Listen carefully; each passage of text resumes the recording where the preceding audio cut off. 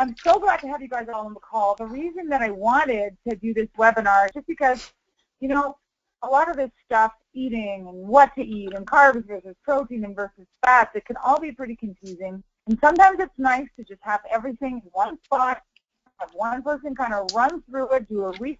I mean, a lot of this stuff, I'm sure that you guys have heard before, but I love doing PowerPoint presentations, so this is just a fun way for me to kind of put all the information in one place. You know, summer's coming. Let's get everybody's heads right with what we should be eating and when and so on and so forth. And I thought it was a good way, too, to talk about some new topics that are coming out with nutrition. You may or may not have heard of intermittent fasting. You can see I've got the agenda slide coming up. So first we're going to cover is what I call smart eating, what that means and what that kind of looks like. And then I'm going to also talk about 10 tips that I kind of put together. I kind of incorporate all smart eating, clean eating, calories in a 10-step way. So last one, I don't know how going if you can mute your phone just so that the feedback from wherever is coming through. Not a big deal at all, but then you can unmute yourself. So the first thing we'll talk about is intermittent fasting. I'll cover a little bit about what that whole game changer challenge is that I've been talking about on Facebook, and then we'll open it up for a Q&A. Okay, so here we go, smart eating. So I know that the term clean eating is really common right now. So if we think about what clean eating actually is, if you look up what the definition is, it's eating whole foods and real foods and foods that are not processed or refined or handled, so keeping them very close to natural form. I personally think it's a pretty loaded kind of a concept, because if we're calling some foods clean, then that would mean that other foods are unclean. And honestly, I don't know who the final judge of this whole clean eating thing really is. Plus, let's face it, we who live in St. Malo live in a pretty small town, and sometimes we can be limited to what we have access to with respect to food. So our options can be a bit limited there. So for me, I like the term smart eating. Eating the food that's available to us here in the house, things that I feed my kids, but doing it in a smart way. And when I say smart, I mean it just really aware, reading labels and making sure I know kind of what the content is and being really aware of my portions. So a lot of times you'll hear me talk about smart eating. So before we get into it, I always want to talk a little bit about the truth about calories. I know that in general, we all hate counting calories. It's awful. Nobody wants to do it. I get it. But it's a necessary thing, especially when we're first starting out with trying to figure out what to eat and what to put in our bodies. So number one, calories, energy in versus calories out. I just popped up 3 bullet points here. And this is a fact that we cannot get around. If we eat more calories than we are burning off during the day, we're going to gain weight. It doesn't matter what you're eating. You could eat a pail full of spinach, but if you're eating more spinach and more calories in spinach than you are burning off, you'll gain weight. Obviously, if you're eating less calories than you burn off, you'll lose weight. And if you eat what you burn, you maintain. I laugh at this. I always use this example. If I eat 3,000 calories of spinach every day, I'm going to gain weight. Now, the trick here, though, is the chances of me overeating spinach are pretty small. So the better I eat, the less I tend to overeat. It's the crappy foods that I tend to overeat. So the smarter you can eat and the better foods that you eat, you're setting yourself up for better success in the long run. And your overeating will tend to decrease. I personally am somewhat of an emotional eater, so, you know, I try to keep that kind of food away from me, high sugar and things like that, but we'll get into that in more detail. So, always, calories are energy. And we got to make sure that if we want to lose weight, that we're eating less than we're burning off, period. And, you know, I think that calories in general, too, have a bit of a bad rap because we need calories to survive. Calories equals energy. When you read a label and you see what the calorie content is, it's basically telling you how much energy that's going to give you to move, sleep, walk, breathe, whatever you're doing. We need calories to breathe throughout the entire day. Now, if you look at a label, you're going to see 3 important things, and this is something you guys have all heard, your macronutrients. So how much protein are you getting? how much fat are you eating, and what are you taking in the form of carbohydrates. All of those, all of the grams that make up how much protein you eat in grams, how much fat you eat in grams, how much carbs you eat in grams, that all gives your total calorie intake throughout the day. So this, when we think about our breakdown of these macros, let's start with fats. So fats in general, we need the least amount of. They're high concentrated, but they're essential for cell and nerve and tissue and all that good stuff. And they contain a lot of really good vitamins, A, D. We all know basically the good fats versus the bad fats. But if they're not burned, they're stored as fat in our bodies. So we have to be careful that we don't overconsume fat because it will store in our body as fat. If we only need 1,500 calories a day and we're eating 600 calories of fat, you're not going to burn that as energy. It's going to store. So we just have to be careful with the amount. Fat is what we need generally the least amount of.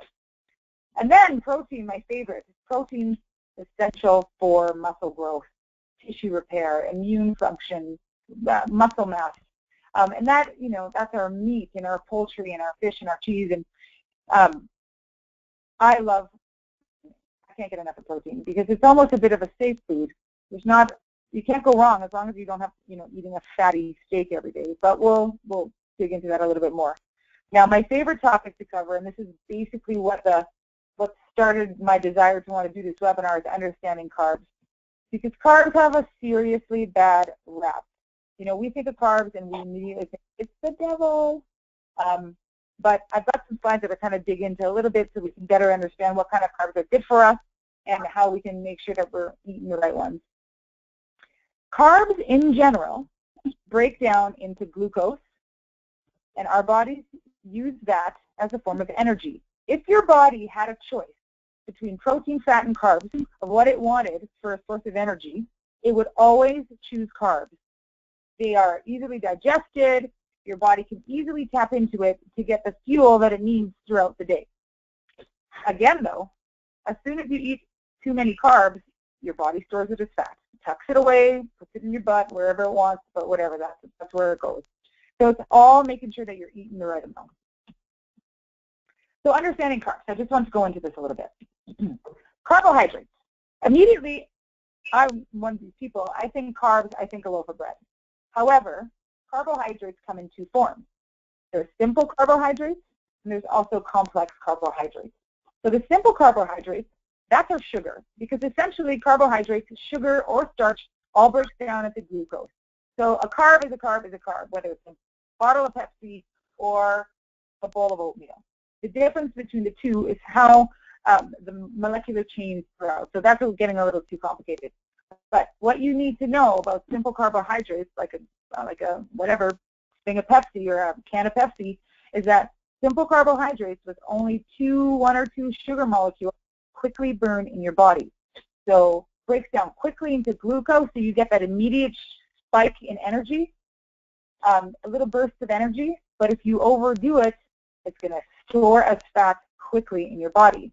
So it's really making sure that you limit the amount of those simple carbohydrates, and plus they don't fill you up and they have zero nutrition.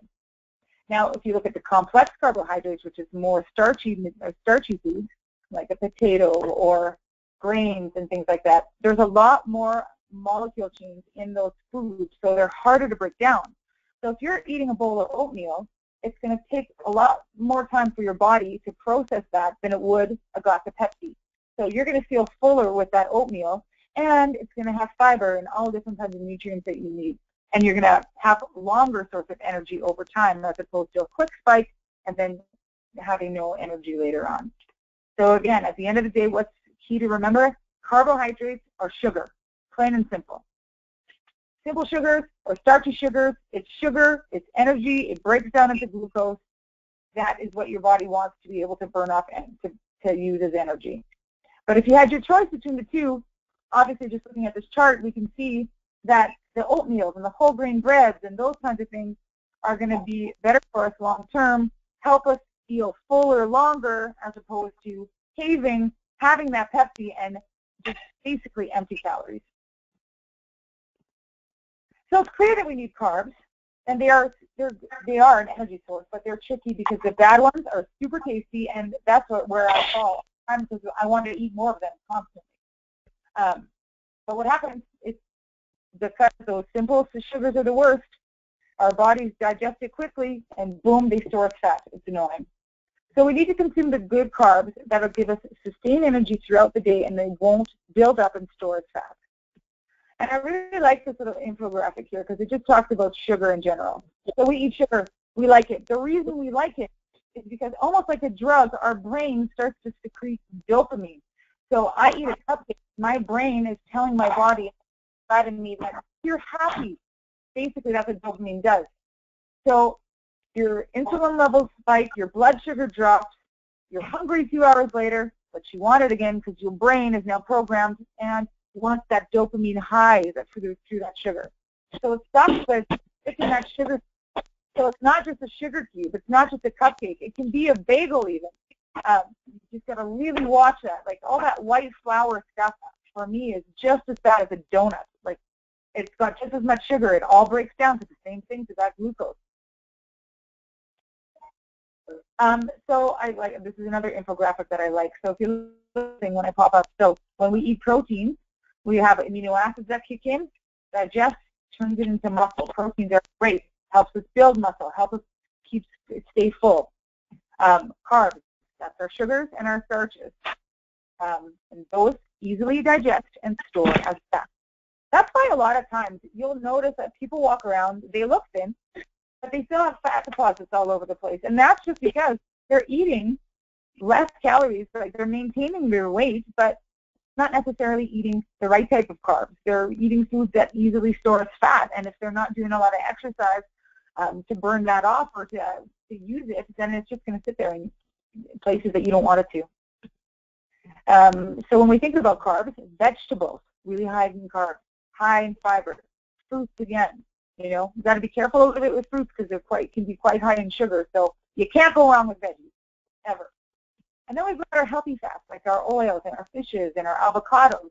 Now, just because a fat is a healthy fat does not mean that, you know, free range to eat, you know, 7 avocados in a day because you will gain weight. It's still at the end of the day fat. So it's all about moderation. Then our last little thing here, trans fats. So a burger, a cheeseburger, that's heavy on the fat, heavy on the carbs, which is basically just sugar. So what's that going to do? It's going to turn into fat. So the things that we can see in this chart that we need to watch out for are our sugars, our starches, and our trans fats. So we know what we have to eat. We just have to reprogram our brains to realize that that's the right way to go. Like I would love to eat a cheeseburger every day, but I know what happens. I eat it, I feel good, it breaks down into sugar, my brain is pumped because I've had this great tasting food, but then I crash an hour later and it just can't sustain me throughout the day. So now, after suffering with doing this before, my life was up and down, I just got tired of it. I was like, I'm not eating this crap anymore. I'm going to feed my body what it needs. But again, biggest takeaway here, carbs is sugar. It doesn't matter. It can be a piece of bread, a bagel, a donut, a Pepsi. It's all the same thing in your body. So how much macro should I eat? So how much protein should you eat? How much carbs should you be eating? How much fat should you be eating? Because now it probably seems all very confusing. The point here, though, is that it varies with everybody. Everybody's different. There's actually a really good tool on bodybuilding.com. They've got a bunch of different calculators. It'll actually let you punch in your weight, your height, what you're trying to do. Are you trying to lose weight? Are you trying to maintain weight? Are you trying to gain weight? And then it'll pump out in grams what you should be eating. But at the end of the day, we still have to remember calories in, calories out. So this is just a little sample on what that calculator looks like. So it's super easy to use. And then it pumps out something like this. So this is for me. This is if I enter my weight and my height, and I'm just trying to maintain my weight right now, it tells me that 52% of my diet should be carbs, 35% should be protein, and 13% should be fat. And for me, I do that all within 2,000 calories. So at first, it seems super complicated, like as if I'm going to calculate all this stuff all day long. But after you do it, you know innately in your head, oh, this is high protein, this is good. This is I ate a wrap at lunchtime. I better not have another piece of bread at supper. You're just immediately going to start tracking what those carbs look like. It sucks for the first week because you do have to track it, but once you've done it a couple days in a row, it just comes naturally to you. Okay, so now that I'm sure everybody's probably, I just wanted to kind of outline what we just talked about and put it into 10 kind of easy steps. And the 10 steps, when in doubt, if you go back to these 10 steps, it's really hard to fail from a diet perspective, but it's just sticking to these 10 steps. So here we go. So 1. So in the beginning, you have to count calories. I hate to say it. I know everybody likes to say eat clean and blah, blah, blah.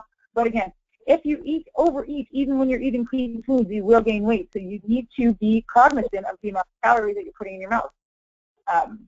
Determine, like, do you want to cut back? Do you want to maintain? Do you want to increase your calories? It totally depends on you and depends on your goal.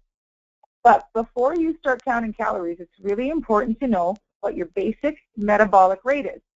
For short, it's called the BMR. So what that means is if you are lying in bed, let's say for an all day long, did nothing, didn't get tea, nothing, just lied in bed all day, body still requires calories. 90% of us on this call, your BMR is going to spit out, if you do the calculator, between 1,400 and 1,500 calories a day. For me, my BMR is 1,400-ish calories a day. So that means just to breathe, just to keep my heart going, just to keep my organs functioning, I need about 1,400 calories a day. Check. All right, so I know that but do I just lie in bed all day? No, I'm super active. I'm burning at least 500, 600 calories a day from other stuff. Running around, working out. I could probably get away with 2,500 calories in a day based on my activity. But I know this because I know how much I work out.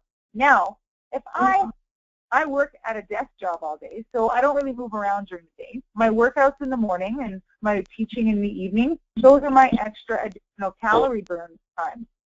So for me to maintain my weight, I'm at about 2,200 calories in a day. That keeps me full, keeps me energized, and it keeps me good to go. But before you start counting calories, you have to get a handle on what that BMR looks like. Then you know how much exercise you do during the day. You know how much walking you're doing, how much steps you're getting in with Fitbit. You got to be honest with yourself with how many calories you're eating. So if you want to lose weight and you're 5'8", kind of like me, probably 1,800 calories a day will do you. Because you're exercising, you're working out, you're giving your body what it needs, but you have to be eating a little bit less than what you're burning to lose that weight. It's just science. So step 1, make sure you know your basic metabolic rate. Start to think through and be honest with yourself with what you're doing from an exercise perspective. It's super easy to say, oh, I walked for half an hour at lunch, I burned 600 calories. The reality is you probably only burned 150. So just be honest with yourself. Second, track your food for a week, every day. Write it down. You don't even have to count calories for that first week. Just write everything down and then kind of work through it. I can even help you work through what your total calorie intake looks like for that week. But when you have a clear picture of what you're actually eating throughout the week, tweaking and making adjustments to it is a lot easier than kind of just guess what you did during the day. We get busy, we got stuff going on, we got kids, and I'll tell you this, the act of just journaling what you eat, in my head I'm like, oh, I don't want to write down that I ate that donut. So that helps me in that sense too. Always different little things that can help you, hit your ideal weight and things like that. Like I said before, it's easy to underestimate the actual calorie content in food too. So lots of times I'll eat an apple, I'll be like, oh, that's 50 calories. No, it's probably like 100 calories. So just be honest with yourself. You're not doing yourself any favors by underestimating your exercise or underestimating what you're eating. So based on that, based on what your basic metabolic rate is, based on how much exercise you're doing, decide how many calories you're going to want to eat for a week, and then try it for a week. See how it goes. This is the beauty of nutrition. It's so personal. You guys can do whatever you want. You can make this your own. You know your body. You know what works for you. Try something for 1 week, and if it doesn't work, try something else. But at the end of the day, I know you're going to feel 1,000 times better because you've been making efforts and gains in eating better and trying new things and being proactive with your weight loss journey this way. So I challenge everybody for like at least 1 week. Just keep that journal just to really get a sense of what you're up to from a food perspective. And if you find yourself starving every day, then you're probably not eating enough. So you'll be able to gauge too. Maybe at 3 o'clock, I was super hungry. I walk at lunch, and by that time, I needed more food. Then you know, and you can track it that way too. Okay, tip 2, easy on the carbs. Carbs are everywhere, so it's tough, right? But like I said, if you're eating a wrap at lunch, you probably shouldn't be having a piece of bread or a sub at supper, because we don't need that many refined starches or carbs in our bodies. We need the healthy stuff. We need the veggies, the things that are going to sustain us for a long time. But you know in your head, you know, if you had a bagel for breakfast, chances are you don't need any more bread for the rest of the day. Like, you don't have to cut out bread completely. Like that, that's not going to work. Our lifestyles don't call for that. But you can just keep an eye on it. You know what you ate for breakfast, what you ate for lunch. But just know, the more carbs you consume, the chances of it storing as fat are high. And read your labels. It's the best guide. So watch your simple sugars. Tip 3. So this rule of thumb to me was a game changer. Keep everything that you eat under 6 grams of sugar or less. So when you go to the store or when you go home or whatever you want to eat something, look at the label. Does it have less than 6 grams of sugar? What that does is it immediately eliminates a ton of food that you shouldn't be eating anyway. And anything that's under 6 grams of fat is probably high in fiber, it's probably a good protein source, and it's probably low in calories. So when in doubt, keep it under 6 grams of sugar. And read the labels. Like, so many times it frustrates me because I see these healthy granola snacks, and you look at the label, and it's like 26 grams of sugar in granola. It's like the worst thing. You might as well have a chocolate bar. Like, there's nothing healthy about eating something like that. So keep it under 6 grams of sugar and read those labels. You'll be shocked at how much sugar is in stuff. It's crazy. But this rule about keeping it under 6 grams of sugar, game changer, because it just eliminates so many options that you shouldn't be eating anyway. Greens, greens, greens. You can't go wrong with greens. Whenever I feel super hungry, I try to find a way to shove some greens into my mouth. And it's hard to overeat when you're eating greens or celery or whatever that's out there. It's really hard, like I said, to overeat the right foods. So when in doubt, go with greens. 5, incorporating eggs. So a protein source, meat's great, but for me, eggs are tickets. I eat a ton of eggs. I don't eat a lot of the yolks. So let's say I'll eat 5 eggs in a day. I probably only had 1 egg yolk. It's very high in fat, and that's cool. It's totally fine that it's healthy fat, but I know that I want to pace my fat intake throughout the day. So I'm not going to waste it on the eggs. But the whites, full of protein, good consistency, keeps me feeling full. They are my go-to. So if you're not incorporating some form of eggs into your diet, you should try it out because they're really helpful. I have them scrambled, boiled, whatever. But like I said, only 1 or 2 yolks a day. And tip number 6, stay away from sauces. This is another one. They add up so quickly. If you go to a restaurant, get the sauce on the side, so at least you can start monitoring how much sauce goes on it, because sauce equals sugar. Breaks down, digests quickly, stores as fat. That's it right away. Mustard. That's my trick. I put mustard on everything. I know it sounds gross at first, but mustard has no calories, a little bit of salt, but whatever. I mean, you got to give yourself something. But I honestly put mustard on everything, and that's my go-to. Even a dressing on a salad, sometimes I'll just put mustard on it because I know that it's okay. So it's just a way to cut out those excess sugars that we don't need anyway, and that just lap onto our ass anyway. And you get used to cutting out some of those stuff, like some of those sauces and things like that. So you just got to give it a chance. Do it for a few days, and then it doesn't seem so boring after a while. Okay, so tip 7. I personally drink Shakeology. I love this stuff. It helps me kill cravings during the day. It's jam-packed with nutrition, but there's a ton of other options out there too. So pick something that you like. What happens is that you end up looking forward to it. So I love my chocolate Shakeology because it's sweet. It's got 6 grams of sugar in it, which is okay because it's under my 6 grams of sugar. I feel like it's a treat, and I know it's jam-packed with nutrients that I normally wouldn't consume through food. So I love having that afternoon treat or that 11 o'clock treat with when I normally drink mine. So find something that you like that makes you feel good, that gives you energy, and a lot of these shakes out there do help kill the cravings during the day because they're so jam-packed with nutrients. So find out something that you like. Try something.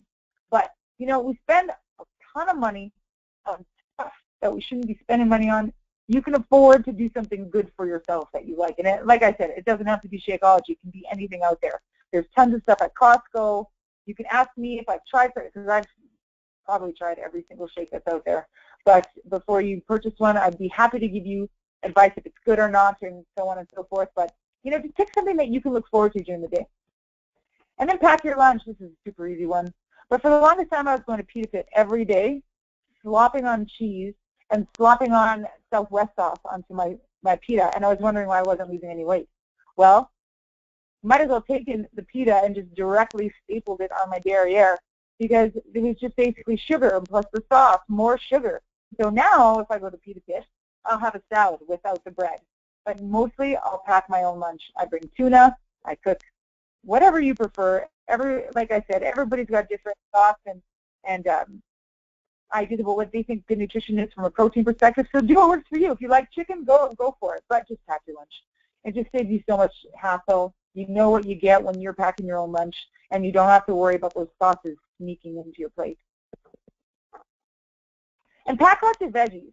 And again, you'll notice I didn't say fruit, because 1 or 2 fruits a day is good, but overdoing on the fruit end can be detrimental too, because it is really high in sugar as well. So again, you just got to be careful. You know what you're putting into your body, but when we're aware of it, it's harder to, you know, when you know that you've eaten 2 apples a day and then you probably shouldn't eat a 3rd one, you're a lot more aware, and it's easier to make a good decision. And drinking, very popular concept. This is nothing new to you guys on the phone here, but it's something that I forget to do all the time. I forget to drink water, and a lot of times I feel hungry, but what happens is your brain receptor, the same part of your brain that's responsible for interpreting hunger is also the same for interpreting thirst. So a lot of times you might feel hungry, but you might just be thirsty. So just make sure, my rule of thumb is if I feel super hungry, I'll have like a big glass of water. I'll wait 10 minutes just to see if I'm actually truly hungry.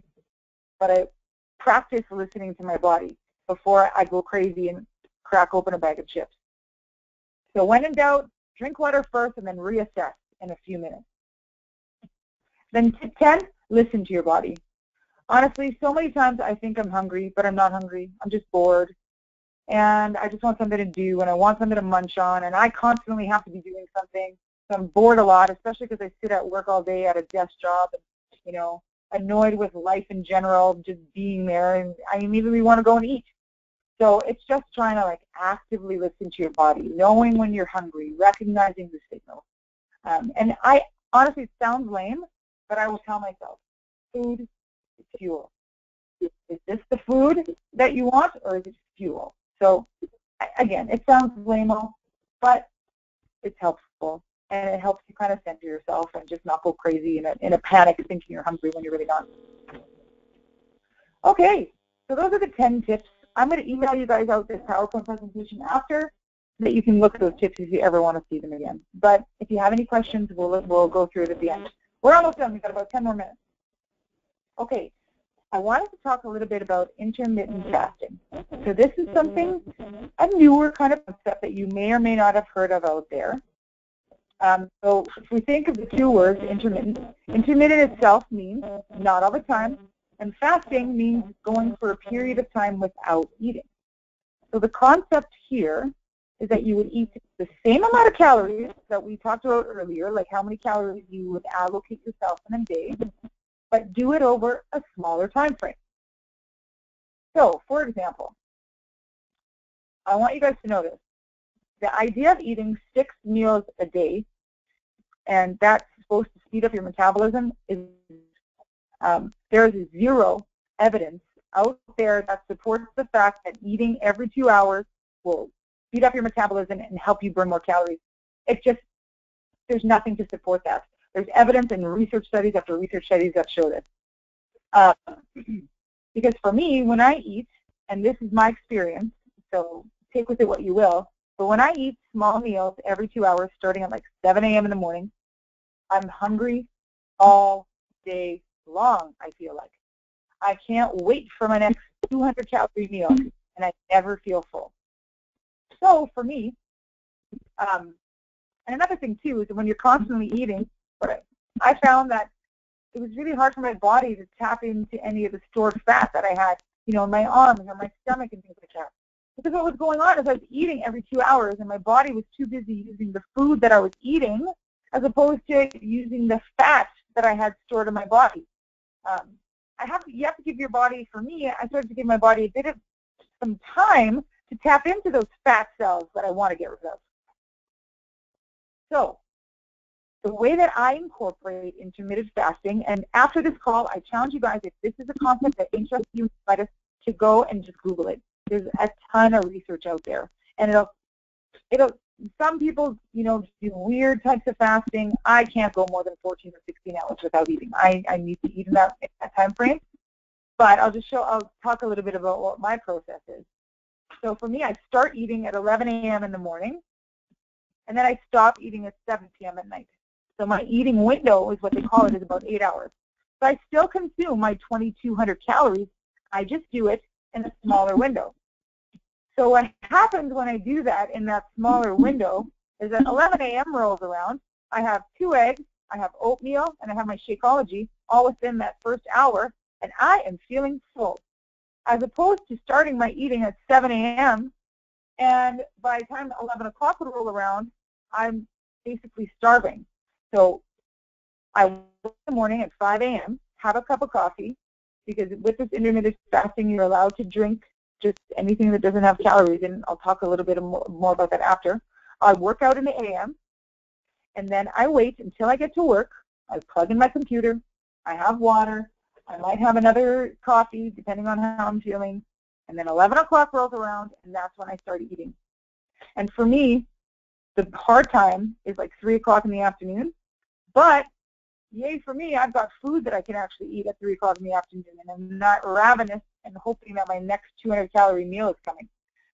So it's really worked for me. It's kept me feeling full, again, still eating the exact same amount of calories. And what happens, too, is that I started to notice that I could see my abs more. My arms were looking more defined, because my body was now given the opportunity to start using up some of that stored fat as energy, as opposed to using the food that I constantly kept putting in my stomach. And further to that point, 90% of the fast or whatever period, I'm sleeping anyway, so I don't even notice it. So what can you have when you're fasting? Water, as much as you want. Anything that doesn't have calories. So black coffee, I drink that in the morning before I work out. And you may have heard of amino acids, BCAAs. So I'll just talk a little bit about that. So the amino acids, what they end up doing is that they promote muscle recovery, helps with energy, helps me curb hunger, and it's pretty tasty. You put two scoops in water, and shake it up, and it's like an orange drink. And I will drink that in the morning before I start eating. And this is not something that you're going to start taking in the form of a supplement and then all of a sudden see these massive results the next day. These kinds of things take time. So what I did was I bought one. It was $40 at a natural whatever store, and I tried it for 3 weeks to see if I could notice a difference. What I did notice was that I didn't feel super ravenous in the morning. I did feel like I had a little bit more energy, and I noticed that my muscles weren't going anywhere, even though I wasn't necessarily working out as much as I was, especially because I have a knee injury right now. So this is something that I will continue to incorporate as a supplement. But take it or leave it. This is just my experience, and I'm just throwing out information for you guys. So that's my routine. I wake up in the morning, I have coffee, I work out, I get to work, I have a big glass of this amino acid stuff, 11 o'clock rolls around, and then I can eat. And I eat the same amount of calories that I normally would, but I just tighten the window. And again, too, so I go to bed, as soon as we get off this call, I'm going to go to bed because I'm exhausted, and I'm going to sleep. So 90% of the whole fasting, I'm sleeping in. It's not really, you know, I don't notice it, is the point. So, common question with this is, won't my body go into starvation mode? No. Because skipping one meal in the morning is basically what I'm doing. It's not going to slow your metabolism or shut your body down. There's a ton of studies out there to show you've got to like starve yourself for 60 hours before you would ever see a decrease in your metabolic rate or your starvation mode or what have you. So skipping breakfast and pushing it off till 11 is not going to cause your body to go into starvation mode. But now, this is key here. This is not for everyone. I'm not in any way or form suggesting that you do this. I just want you to have some different information of different things that people are doing out there that have some benefits and that seem to work. You know, this is something you can try out for a day or two, and if it's not for you, it isn't for you. Go back to doing what you were doing. But if you feel like you're plateauing and you want to try something new or shake it up, try it for a few days and see what you think. But again, if it isn't for you, it's not for you. So don't think that you're being forced into this, anything like that. But it's just something else. It's an option, right? Okay, so now you're kind of gone through this presentation. You're thinking maybe this is something that I would try. Do your research. There's so much information out there about this, and there's so many ways to skin this cat. Like there's different schools of thought on it. My personal way of doing it is because I like eating. So 14 hours is basically as long as I'll ever give myself without putting food in my mouth, but that's me. Some other people might be able to go for 16 hours, or 12 hours is still good too, but it's just giving our bodies a bit of time to start chipping down those fat cells. A great resource for this, her name is Dr. Sarah Solomon. She's actually if you Google her name, tons of stuff's going to pop up. She has great videos on YouTube that explain this process. She's actually the reason as to why I even tried it, because, you know, she wrote books on this, articles, tutorials, and things like that. So the information that I've given you today in this webinar is basically just the Coles Notes version of it, or like a tiny intro. So again, I challenge you to do your research. Check it out, see if you like it or not, or if it's something you'd be into. And talk to me after this webinar. More than happy to go through this stuff with you, figure out if it's right for you, take a look at what you're eating or when you're eating, and kind of go from there. Okay, that's all I have for intermittent fasting. So the last couple of slides I have are just about the Game Changer Challenge that you saw me kind of talking about on Facebook. So as you guys know, I teach classes, fitness classes. I'm a Manitoba Certified Fitness Leader, so I do that in the evening. But for me personally, I need to exercise every day or at least 5 days a week. It's really difficult for me to suggest to anybody that working out once or twice a week will get them the results that they're looking for. I haven't experienced that. I know that I need to work out 5 days a week or do something active 5 days a week to get the results that I'm looking for. But that's my goal. So it depends on what your guys' goal is too. So for me, I have kids. I can't get to the gym. I'd love to. I'd love to be able to get to the gym. I just can't get there. So what works is popping in a DVD, doing a workout, and going from there. So what I do as a coach, as a Beachbody coach, is that anybody who's working with the Beachbody program with me is part of a private online accountability group. So it's basically me and a bunch of girls. We've got about 25 people in our group right now, and we support each other, motivate each other to work out every day, all based on these home workouts that you've totally heard tons about. Like, who hasn't heard about Beachbody and all the different programs they offer? For me, though, I love Sean T. The results that I've seen in my body come specifically from his style of workout. It just works for me. So I'm just basically passing the message along to other people as well. So what I wanted to do to try to get people excited for the month of June was put together a special little group. And anybody who wants to try out a Beachbody program, try out some shakes, something like that, we're all going to be put into a Facebook group. It's a private group. It's secret, so nobody can see what we post and what we talk about. Every week, I'll be drawing prizes. So throughout, let's say, for example, 1 week, I'll offer like a $25 gift card to Sports Checks for whoever puts a really good recipe on the Facebook page. I'll tally up all the names, and whoever I pick will win that gift card. So we'll do that for 4 to 6 consecutive weeks. And what we'll also do is encourage each other to work out every day, because sometimes it's a lot easier to stay motivated when we've got a bunch of people working out together versus on our own. So all this really is a way to kind of jumpstart our summer, work together as a team, and achieve some goals. All you need to do is want to work out with a Beachbody program. Let me know about it. I'll add you to the group, and we can go from there. I'm not going to get into it too much detail, so if you guys are interested, you know where to get a hold of me. If you want to join, you just let me know. And that is all I have. So I will open it up to questions. If you guys don't feel comfortable asking questions on this call, you can just email me after this as well, too. It's totally your call. But does anybody have a question? I have a question. Yeah. With the intermittent fasting, could you do it but shift the times so that you did eat breakfast, but say ate from like 6 until 6 and then fasted after that? Because absolutely. Yep, you're totally on. Yeah, with my job, I just can't. I can't eat outside of like your breakfast, lunch, and dinner. Kind of like I'm a dental hygienist, so I'm like usually with patients from 8 a.m. till noon, and then 1 until 4. So there's very little snacking options in between. Maybe I might have 15 minutes to down a protein bar or something like that. But I do need to have breakfast because that's like the best way that I can fuel myself up to get through that first 4 hours of the day, just in case I can't have that snack. But I could totally see myself not eating like after dinner, but I definitely would have to eat breakfast. Yeah, and there's a tons of different ways. Actually, that girl that I mentioned to you, April, her name is Dr. Sarah Solomon. She's actually a dentist, so she works at a dentist's office all day. So I think that you'll find her information pretty useful. But like I said, there's tons of different ways to skin that cat. So there's a lot of people who adjust their window. For me, that's the window that works. But you pick the window that works for you, kind of thing. It's just the goal is to go 10 or 12 hours without eating, and then making sure you still eat the same amount of calories. But you can absolutely it based on your lifestyle. So good question. For you specifically, definitely check out that Dr. Sarah Solomon.